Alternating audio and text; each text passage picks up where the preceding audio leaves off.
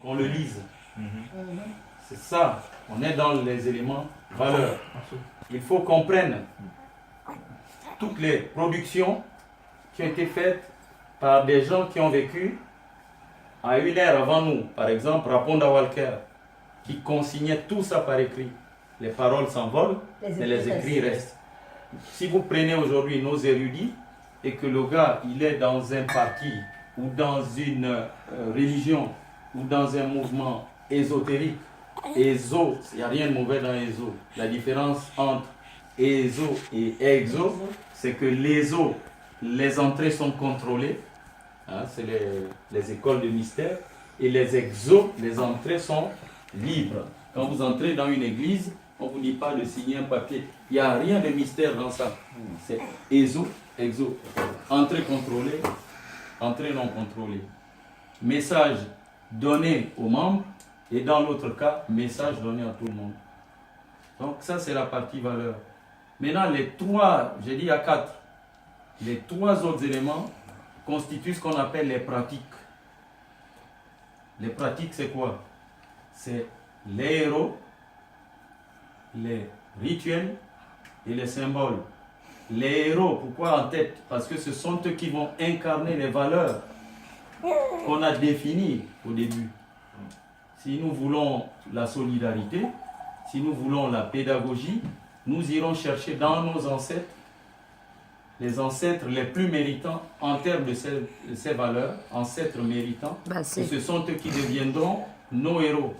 Parce qu'on a tous des ancêtres, mais sont-ils méritants? Les deux autres éléments, les symboles, c'est ce que disait Greg, c'est ce qui permet aux gens de se reconnaître. Quand vous voyez quelqu'un d'Afrique de l'Ouest balafré, derrière les balafres, il y a tout un langage. Quand vous voyez les gens tatoués dans l'océan Indien, il y a un langage, mais qui n'est accessible qu'à ceux qui ont été éduqués pour décrypter ces hiéroglyphes entre guillemets. Quand vous voyez un Gabonais, c'est Makimba, c'est un langage. C'est un langage. C'est un langage. La connaissance, vous la partagez. Oui, les Makimba, c'est pour dire que même chez nous, on a les scarifications. C'est les trucs du Miri là. Et encore, il faut être nu pour les voir. Voilà. Surtout en Europe. Et dans le monde moderne, on est... Et le quatrième élément, j'ai dit les rituels.